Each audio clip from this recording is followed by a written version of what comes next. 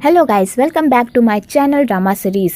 आज मैं आपको जिस ड्रामा के बारे में बता रही हूँ उस ड्रामा का नाम है समवन लाइक यू। ये एक रोमांस कॉमेडी मेलो ड्रामा है। अगर इस ड्रामा की रेटिंग की बात करें तो 7.9 आउट ऑफ 10 है और टोटल एपिसोड 20 है। और अगर आप रोमांस के दीवाने हैं तो आपको इस ड्रामा में भरपूर रोमांस देखने को मिलेगा। लेकिन इस ड्रामा की एक्सप्लेनेशन स्टार्ट करने से पहले अगर आपने मेरे चैनल को सब्सक्राइब नहीं किया है तो जल्दी से मेरे चैनल को सब्सक्राइब कीजिए और हाँ, बेल आइकन को दबाना तो बिल्कुल मत भूलिएगा, ताकि मैं जब भी कोई वीडियो पोस्ट करूं तो तुरंत आप लोगों के पास नोटिफिकेशन चला जाए। तो कहानी शुरू होती है एक हाईवे से, जहां पर हमारा मेन लीड फैंग प्रेसिडेंट के बेटे गु लैंग से एक शर्त लगाता है और कहता है, अगर तुम मुझसे कार रेसिंग में जीत गए तो तुम जो बोलोगे वो मैं करूंगा, लेकिन अगर मैं जीत गया तो तुम्हें अपने नाम के सारे शेयर्स मेरे नाम करने होंगे। तो गु लैंग फैंग की बात मान लेता है और दोनों में कार रेसिंग होने लगती है। दूसरी तरफ एक बोर्ड मीटिंग चल रही होती है, जहां पर ये डिस्कशन चल रहा होता है कि एक बड़ी स्टोर का प्रेसिडेंट कौन बनेगा। तो गु लैंग के पापा मिस्टर गु उस कंपनी को हथियाने की कोशिश करते हैं और सारे शेयर होल्डर उन्हीं की तरफ होते हैं और उन्हीं को वोट करते हैं। तो डायरेक्टर वेलियन इन सब पर ऑब्जेक्शन लगाता है फैंग के कहने पर, क्योंकि फैंग उसे इंस्ट्रक्शन दे रहा होता है कि आगे क्या करना है। पर वेलियन ऑब्जेक्शन तो लगा देता है, पर उसे समझ में नहीं आता आखिरकार वो रीजन क्या दे। और वेलियन फैंग को जल्दी रेस कंप्लीट करने को कहता है ताकि उसके पास मिस्टर गु से ज्यादा शेयर्स आ सके और वो उस स्टोर को हथिया सके। आगे फैंग कार रेसिंग जीत जाता है और गु लैंग के सारे शेयर्स उसके हो जाते हैं और फैंग उसके बदले गु लैंग को ढेर सारे पैसे भी देता है। इधर जब मिस्टर गु को पता चलता है कि फैंग के शेयर्स उनके शेयर्स से काफी ज्यादा है और उनके बेटे ने ही फैंग को उतने सारे शेयर्स दिए होते हैं, तो बेचारा पूरी तरह शॉक्ड हो जाता है। तो वेलियन मिस्टर गु को प्रेसिडेंट पद छोड़ने को कहता है और ये कहकर वो वहाँ से चला जाता है। दूसरी तरफ हमारी फीमेल लीड की एंट्री होती है, जिसका नाम युनसी होता है। युनसी बहुत ही चुलबुली, खुश मिजाज, बहुत ही नटखट होती है और युनसी और उसकी माँ लोगों को ठगने का काम करते हैं ताकि वो अपना पेट पाल सके और अपने भाई का इलाज करवा सके। युनसी हमेशा नए नए बकरों को पकड़कर अपनी माँ की तरफ भेजती है और उसकी माँ उन बकरों का गलत भविष्य बताकर उनसे पैसे ऐंठती है। दूसरी तरफ हमारी युनसी की तरह दिखती हुई एक और लड़की होती है, जिसका नाम लुहान होता है। लुहान एक डॉक्टर होती है, बहुत ही समझदार, मैच्योर, कम बात करने वाली, सबकी फिक्र करने वाली होती है। और लुहान ऑपरेशन थिएटर में एक पेशेंट की जान बचा रही होती है, पर वो उसकी जान नहीं बचा पाती। तो वो उसकी फैमिली को ये बैड न्यूज सुनाने जाती है। तो उसकी फैमिली जैसे ये सुनती है कि उनके पापा नहीं रहे तो वो लोग पूरी तरह टूट जाते हैं और रोने लगते हैं। तो लुहान उन लोगों की इसी कंडीशन में उन लोगों से उस पेशेंट का ऑर्गन डोनेट करने को कहती है। तो उनकी फैमिली जैसे ये सुनती है तो उन्हें बहुत गुस्सा आता है और वो लुहान को एक थप्पड़ खींच कर मारती है और कहती है, तुम्हें जरा से भी अकल नहीं है, तुम क्या बक रही हो, हम अपने पापा का ऑर्गन डोनेट नहीं करेंगे, समझी। तो लुहान उन लोगों से माफी मांगती है। एक्चुअली लुहान का उन लोगों का दिल दुखाने का कोई इरादा नहीं होता, बस वो इतना चाहती थी उस मरे हुए पेशेंट के ऑर्गन से कोई और आदमी अपनी लाइफ जिए और पूरी दुनिया देखे। पर वो लोग लुहान को ही गलत समझ लेते हैं। आगे लुहान अपनी प्री वेडिंग शूटिंग के लिए जाती है और अपना वेडिंग ड्रेस ट्राई करती है। तो वो वेडिंग ड्रेस में बहुत ही प्यारी लग रही होती है और वो रेडी होकर फैंग का इंतजार करती है। तो फैंग थोड़ा देर से आता है और लुहान से माफी मांगता है कि उसे आने में देर हो गई। तो लुहान कहती है, कोई बात नहीं, मुझे पता है कि तुम काम में बिजी होगे इसलिए तुम्हें लेट हो गया, क्यों ना आज हम अपना प्री वेडिंग शूट कैंसिल कर देते हैं और किसी और दिन रख लेते हैं क्योंकि आज बहुत लेट हो गया। तो फैंग कहता है, चाहे कितना भी लेट क्यों ना हो जाए, मैं अपनी वाइफ को सैड होते हुए नहीं देख सकता, इसलिए तुम टेंशन मत लो, चाहे कुछ भी हो जाए, आज हमारा प्री वेडिंग शूट होकर रहेगा जिस लोकेशन पर तुमने कहा था, क्योंकि मेरे लिए मेरी वाइफ की खुशियाँ ज्यादा इम्पोर्टेंट है, क्योंकि मैं तुमसे बहुत प्यार करता हूँ। तो लुहान ये सुनकर बहुत स्माइल करती है और लुहान भी फैंग को कहती है, मैं भी तुमसे बहुत प्यार करती हूँ और भगवान का शुक्रिया अदा मनाती हूँ कि उसने मुझे तुमसे मिलवाया। और ये कहकर लुहान फैंग को किस कर लेती है।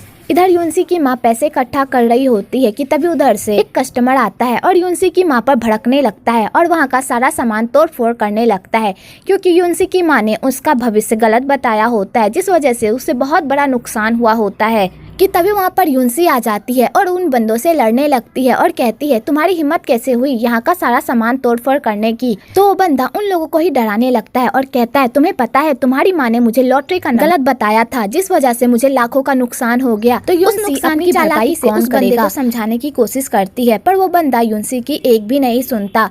तो युनसी की माँ उस बंदे को बताती है कि वो ये सब अपने बेटे के इलाज के लिए कर रही है। तो वो बंदा इस बात पर भी भरोसा नहीं करता और उसे लगता है कि ये लोग झूठ बोल रहे हैं उससे बचने के लिए, कि तभी उधर से हॉस्पिटल से कॉल आ जाता है क्योंकि कुछ इमरजेंसी हो गई होती है। तो उस बंदे को यकीन आ जाता है कि ये दोनों झूठ नहीं बोल रही, तो वो बंदा उन दोनों को माफ कर देता है। आगे वो लोग हॉस्पिटल जाते हैं और युनसी अपने भाई का मेडिकल बिल भरती है। तो युनसी बहुत ही टूट गई होती है अपने भाई की वजह से, क्योंकि वो कितनी भी मेहनत कर ले वो सही टाइम पर मेडिकल बिल नहीं भर पाती और ना ही उसके भाई की बीमारी ठीक हो रही होती है। तो शाओलिन युनसी को संभालती है। एक्चुअली शाओलिन युनसी की बेस्ट फ्रेंड होती है और उन दोनों ने साथ में ही नर्स की पढ़ाई भी की होती है। आगे युनसी की माँ अपने बेटे को खाना देती है कि तभी वहाँ पर युनसी भी आ जाती है और वो तीनों साथ में बैठकर खाना खाते हैं। तो युनसी की माँ रोने लगती है अपनी बेबसी पर कि वो अपने बेटे के लिए कुछ भी नहीं कर पा रही। इधर फैंग और लुहान प्री वेडिंग शूट के लिए जा रहे होते हैं। तो लुहान रास्ते में गाना गुनगुनाते हुए जा रही होती है। तो फैंग को लुहान का गाना बहुत पसंद आता है। आगे फैंग लुहान को एक लॉकेट गिफ्ट करता है जो कपल लॉकेट होता है। एक फैंग के पास वो लॉकेट होती है और दूसरा लुहान के पास। तो लुहान वो लॉकेट देखकर बहुत खुश होती है और फैंग को कहती है, मैं भगवान का शुक्रिया अदा मनाती हूँ कि उसने मुझे तुमसे मिलवाया। अगर तुम मुझे नहीं मिले होते तो पता नहीं मैं क्या कर रही होती। हम दोनों का हमेशा से मिलना तय था और हम दोनों सातों जन्म एक साथ ही रहेंगे। तो फैंग उसे ही देख रहा होता है कि तभी फैंग देखता है कि एक ट्रक आकर उन लोगों को ठोकर मार देती है और यहीं पर उन दोनों का एक्सीडेंट हो जाता है।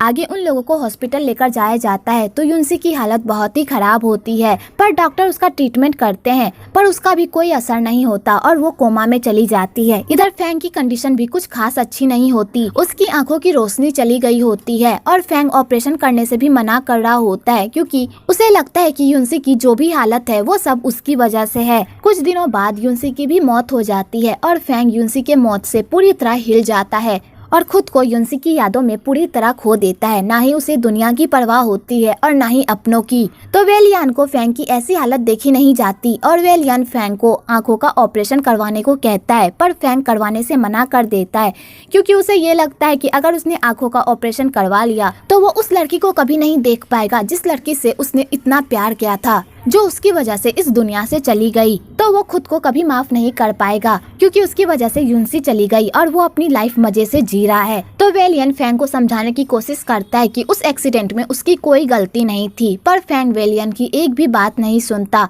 और अपने आप को युनसी की यादों में पूरी तरह डुबा देता है। आगे 2 साल का लीप आ जाता है और फैंग अपने आंखों का ऑपरेशन नहीं करवाता, लेकिन पूरी दुनिया को ये बात पता होती है कि फैंग ने ऑपरेशन करवा लिया है और उसकी आंखें ठीक हो गई है। क्योंकि वेलियन को ये अफवाह इसलिए फैलानी पड़ती है क्योंकि उस एक्सीडेंट की वजह से फैंग के बिजनेस में बहुत ही लॉस हो गया होता है और कोई भी अंधे फैंग के साथ काम करना नहीं चाहता, जिस वजह से उन लोगों को ये अफवाह फैलानी पड़ती है। लेकिन वेलियन को आज की बहुत चिंता हो रही होती है क्योंकि फैंग आज प्रेस को अपना पूरा स्टोर दिखाने वाला होता है और अगर मीडिया में किसी को पता चल गया कि फैंग की आंखें अभी भी ठीक नहीं है तो इस बात का बहुत बड़ा बवाल मच जाएगा। तो फैंग वेलियान को कहता है, तुम टेंशन मत लो, तुमने मुझे सिखाया है ना, मैं उसी तरह फॉलो करूंगा और किसी को भी शक नहीं होगा, तुम टेंशन मत लो। आगे फैंग पूरी मीडिया को अपना स्टोर दिखाता है और बहुत ही नॉर्मल तरीके से उन लोगों के सामने पेश आता है। तो वो लोग कंफ्यूज्ड हो जाते हैं कि वो अफवाह सही भी थी या नहीं, कि फैंग की आंखें अभी भी ठीक नहीं हुई है। तो उसमें से एक रिपोर्टर फैंग का टेस्ट लेता है और उसके सामने आकर खड़ा हो जाता है। तो फैंग उसकी सांसों से पता लगा लेता है कि उसके सामने एक बंदा खड़ा हुआ है।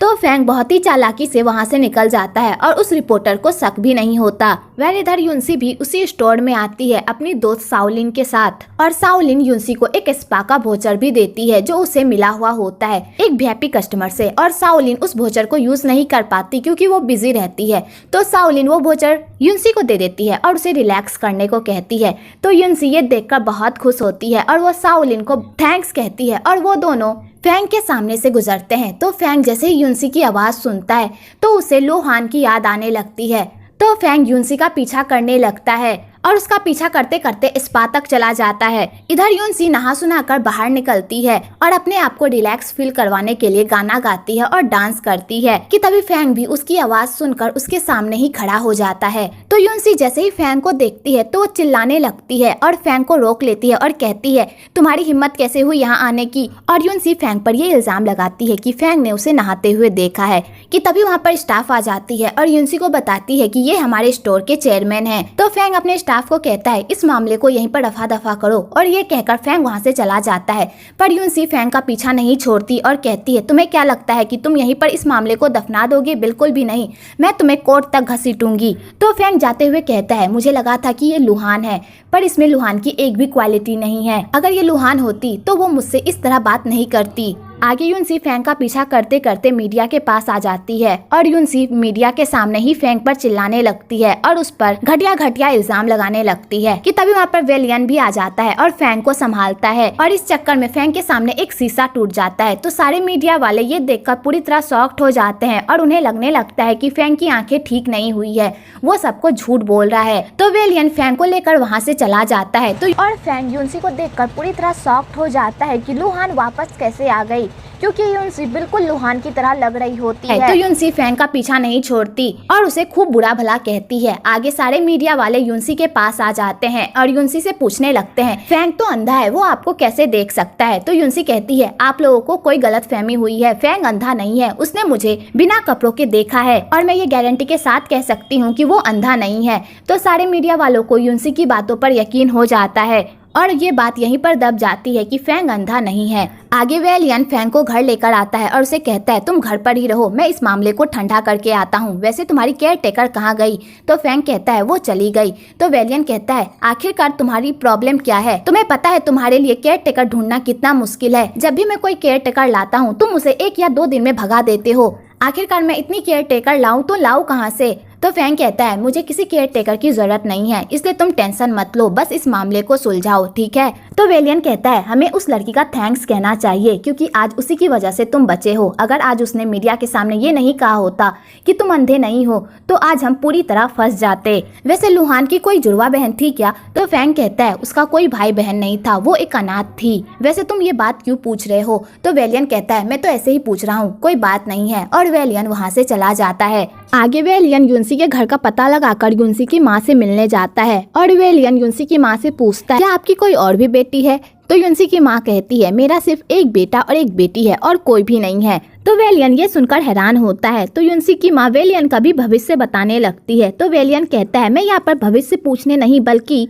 आज जो हुआ उसके बारे में बात करने आया हूँ, क्यों ना हम उस बात को यहीं पर रफा दफा कर दे। तो यूनसी की माँ को लगता है कि वेलियन ही वो बंदा है जिसने उसकी बेटी को नंगे देखा है। तो यूनसी की माँ वेलियन को ही खूब मारने लगती है कि तभी उधर से यूनसी आती है और अपनी माँ को बताती है कि ये वो बंदा नहीं है, वो बंदा तो कोई और था। आगे वेलियन उन लोगों को यकीन दिलाने की कोशिश करता है कि जैसा उन लोगों को लग रहा है वैसा कुछ भी नहीं है, उन लोगों को गलत फहमी हुई है। पर यूनसी की माँ वेलियन की बातों का भरोसा नहीं करती। तो वेलियन भगवान की कसम खाकर कहता है कि वो जो कह रहा है वो सच है। तो यूनसी की माँ को वेलियन की बातों पर भरोसा हो जाता है। आगे वेलियन को बातों ही बातों में पता चलता है कि यूनसी नर्स की पढ़ाई कर रही है। तो वेलियन को यूनसी को लेकर एक आइडिया आता है और वो उन लोगों के सामने एक डील रखता है कि अगर यूनसी केयर टेकर का काम करेगी तो वो उसे 1 लाख रुपए महीने देगा, लेकिन उसे 24 घंटे काम करना होगा। तो यूनसी और यूनसी की माँ ये ऑफर देखकर तो पूरी तरह खुश हो जाते हैं और कहते हैं ठीक है हम ये काम करेंगे, और वो दोनों मिलकर डील साइन कर लेते हैं। अगले दिन यूनसी फैंग के घर जाती है। तो यूनसी फैंग का घर देखकर पूरी तरह शॉक्ड हो जाती है क्योंकि उसका घर बहुत ही बड़ा होता है कि तभी वहाँ पर वेलियन आ जाता है और यूनसी को घर के अंदर लेकर जाता है। तो यूनसी घर को देखकर बहुत खुश होती है। तभी वेलियन यूनसी को बताता है कि उसे फैंग का ही ख्याल रखना है, वो भी 24 घंटे। तो यूनसी जैसे ही फैंग को देखती है तो उसका पारा 7वें आसमान पर पहुंच जाता है और वो फैंग से ही लड़ने लगती है और कहती है मैं इस गधे का ख्याल रखूंगी, इसने मुझे नंगे देखा था। और यूनसी फैंग पर झपटा मारने लगती है। तो वेलियन यूनसी को बताता है कि फैंग अंधा है। तो यूनसी जैसे ये सुनती है तो वो पूरी तरह शॉक्ड हो जाती है। तो वेलियन यूनसी को बताता है कि तुम्हें फैंग का ही ख्याल रखना है और फैंग तुम्हें जैसा कहता है तुम्हें वैसा ही करना होगा। और वेलियन यूनसी को सारा काम समझाकर वहाँ से चला जाता है। आगे फैंग यूनसी को कहता है अगर तुम्हें यहाँ पर काम करना अच्छा नहीं लगेगा तो तुम यहाँ से जा सकती हो और मैं तुमसे कोई हर्जाना भी नहीं मांगूंगा। तो यूनसी कहती है मैं ऐसे कैसे क्यों चली जाऊँ, मैंने कॉन्ट्रैक्ट साइन किया है और जब मैं एक बार कमिटमेंट कर देती हूँ तो मैं उससे पीछे नहीं हटती, मैं आपका अच्छे से ख्याल रखूंगी मिस्टर फैंग। तो फैंग कहता है ठीक है और वो वहाँ से चला जाता है। आगे यूनसी फैंग के घर को अपना घर समझकर इधर उधर कचरा फेंकने लगती है और उसके घर में बैठकर शांत से खाती है।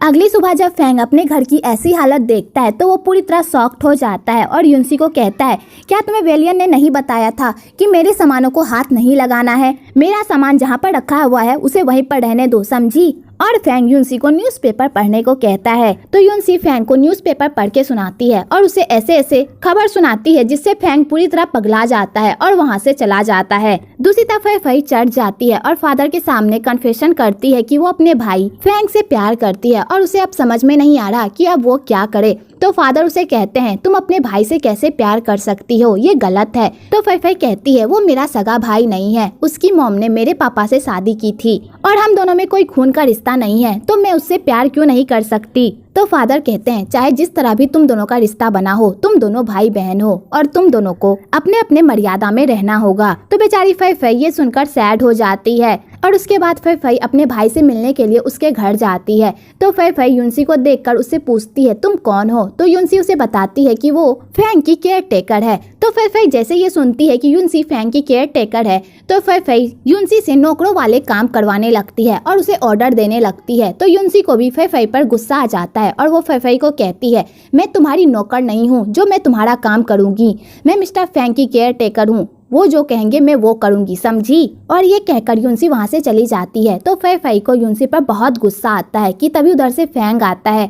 तो युनसी फैंग के पास जाती है और फैंग को कहती है, भाई मैंने आपके लिए आपका फेवरेट खाना लाया है, आप इसे खाकर देखो, बहुत ही टेस्टी है। और वो दोनों साथ में मिलकर खाना खाते हैं। तो फई युनसी को नीचा दिखाने के लिए अपने भाई को कहती है, भाई आपका घर कितना गंदा है, क्या आपकी केयरटेकर आपका घर साफ नहीं करती? तो फैंग युनसी को ऑर्डर देता है घर साफ करने का। तो बेचारी युनसी को मजबूरन घर को साफ करना पड़ता है। तो फैंग अपनी बहन को कहता है, अब तुम्हें घर जाना चाहिए। तो फई कहती है, क्या मैं यहाँ पर नहीं रुक सकती? तो फैंग कहता है, अगर तुम घर नहीं जाओगी तो अंकल और मॉम को टेंशन होने लगेगी तुम्हारी, इसलिए तुम घर जाओ। तो फई कहती है ठीक है और वो वहाँ से चली जाती है। लेकिन जाने से पहले फई युनसी को धमकी देकर जाती है कि अगर उसने उसके भाई के साथ कोई भी पंगा किया या उन्हें कोई चोट पहुंचाने की कोशिश की तो वो उसे नहीं छोड़ेगी। और ये कहकर फई वहाँ से चली जाती है। तो युनसी गुस्से से जाकर टेबल साफ करने लगती है। तो वहाँ पर जाकर उसकी नज़र एक पेपर पर पड़ती है और उस पेपर में ये लिखा हुआ होता है कि एक मंगेतर ने अपनी फियांसे को जान से मार डाला और उसके बाद वो अपनी लाइफ हंसी खुशी जी रहा है। और वो न्यूज़ किसी और की नहीं बल्कि फैंग की ही होती है। पर ये बात युनसी को पता नहीं होती और युनसी फैंग के बारे में ही बुरा भला कहने लगती है कि उसने अपने फियांसे को मारा और उसके बाद वो अपनी लाइफ हंसी खुशी जी रहा है, ऐसे इंसान को तो मर जाना चाहिए। तो फैंग जैसे ये सब सुनता है तो उसका गुस्सा 7वें आसमान पर पहुंच जाता है और उसे पास्ट की सारी बातें याद आने लगती है जो वो भूलने की कोशिश कर रहा होता है। तो फैंग युनसी को घर से जाने को कहता है। तो युनसी को भी फैंग पर बहुत गुस्सा आ जाता है और वो कहती है, मुझे भी तुम जैसे इंसान के साथ नहीं रहना जिसके अंदर मैनर्स नाम की कोई चीज ही नहीं है, जो हमेशा डांटता ही रहता है। तुम मुझे काम से क्या निकालोगे, मैं ही तुम्हारा काम छोड़ती हूँ। और ये कहकर युनसी अपना सारा सामान लेकर वहाँ से चली जाती है। आगे फैंग को लोहान की सारी बातें याद आने लगती है और वो पागलों की तरह करने लगता है और वो खुद को लोहान के पास पहुँचाने का प्लान बनाता है। और फैंग ऐसे ही हालत में कार से बाहर जाने लगता है खुद को मारने के लिए, लेकिन तभी ही उसके गाड़ी का पहिया कीचड़ में फंस जाता है और वो नहीं जा पाता। लेकिन वो पूरी कोशिश करता है जाने की, लेकिन सही टाइम पर फई आ जाती है और अपने भाई को बचा लेती है। इधर युनसी आधी रात को अपने बॉयफ्रेंड बयोन से मिलने जाती है। तो बयोन युनसी से पूछता है, तुम इतनी रात को यहाँ पर क्या कर रही हो? तो युनसी कहती है, ये बहुत लंबी कहानी है, मैं तुम्हें बाद में बताऊंगी। तो बयोन युनसी को अपने घर लेकर जाता है और वो खुद काम में बिजी हो जाता है और युनसी को अकेला छोड़ देता है। तो युनसी बयोन को काम करते हुए देखती है और स्माइल करती है। आगे युनसी बयोन के घर का सारा काम करती है, उसके घर को साफ सुथरा करती है, उसके लिए कॉफी भी बनाती है। पर बयोन का ध्यान एक बार भी युनसी पर नहीं जाता कि वो उसके लिए इतना कुछ कर रही है, कम से कम वो उससे अच्छे से बात ही कर ले। पर उस बंदे को कोई फर्क नहीं पड़ता और वो अपने काम में ही मग्न रहता है। मुझे तो युनसी को देखकर गुस्सा आ रहा है। आखिरकार उसे इस बंदे में ऐसा क्या पसंद आ गया जो वो इससे प्यार कर बैठी, जो बंदा उसमें जरा सा भी इंटरेस्ट नहीं ले रहा। आगे फई अपने भाई को उसी जगह पर लेकर जाती है जहाँ पर लोहान अपना प्री वेडिंग शूट करवाना चाहती थी। तो फैंग लोहान को याद करता है और उसे याद करके खूब रोता है। तो फई अपने भाई को समझाने की कोशिश करती है कि वो अपनी पास्ट की बातों को भूल जाए, क्योंकि उसमें उनकी कोई गलती नहीं थी और वो अपनी आंखों को ठीक करवा ले। पर फैंग अपनी आंख ठीक करवाने से मना कर देता है और कहता है, तुम्हें पता है मैं अपनी आंखें ठीक करवाना क्यों नहीं चाहता? क्योंकि एक बार जब मेरी आंखें ठीक हो गई उसके बाद मुझे लोहान कभी नहीं देखेगी और मैं बिना लुहान के अपनी लाइफ को इमेजिन भी नहीं कर सकता। तो बेचारी फई फई अपने भाई को समझा समझा कर थक जाती है, पर उसका भाई उसकी एक भी नहीं सुनता। दूसरी तरफ जब युनसी की माँ को पता चलता है कि युनसी काम छोड़कर आ गई है, तो वो युनसी पर बहुत गुस्सा करती है। लेकिन जब युनसी बाद में अपनी माँ को पूरी स्टोरी बताती है, तो उसकी माँ भी फैंग पर बहुत गुस्सा करती है और अपनी बेटी को कहती है, तुमने बहुत अच्छा काम किया जो वो काम छोड़कर आ गई। जिस घर में इज्जत नहीं, उस घर में काम नहीं करना चाहिए।